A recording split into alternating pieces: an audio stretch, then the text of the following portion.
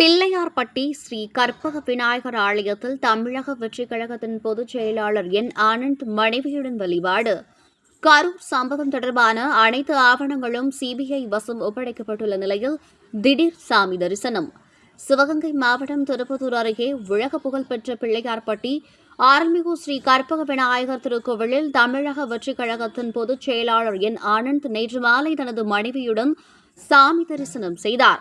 திருச்சி விமான நிலையத்திலிருந்து கார் மூலம் பிள்ளையார்பட்டிக்கு வந்தடைந்தார். எப்போதும் வெள்ளை நிற ஆடைகளுடன் இருக்கும் ஆனந்த் மஞ்சளும் காவியுமாக சட்டை வேஷ்டி அணிந்து கொண்டு முகக்கவசம் அணிந்தபடி வருகை தந்தவர் கற்பக விநாயகர் ஆலயத்திற்குள் தனது மனைவியுடன் சென்று சாமி தரிசனம் செய்தார்.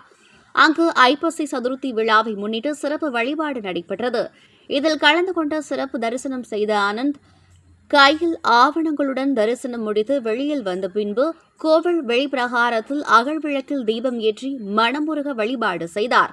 கரூர் சம்பவம் தொடர்பாக அனைத்து ஆவணங்களும் இன்று சிபிஐ வசம் ஒப்படைக்கப்பட்டுள்ள நிலையில் சாமி தரிசனத்திற்காக காவி உடையணிந்து தனது குடும்ப உறுப்பினர்களுடன் வருகை புரிந்தது அரசியல் வட்டாரத்தில் பேசும் பொருளாக அமைந்துள்ளது. ரகசிய வருகை என்பதால் அவருடன் சிவகங்கை, புதுக்கோட்டை மாவட்ட தமிழக வெற்றிக் கழக செயலாளர்கள் மட்டுமே பங்கேற்றனர்.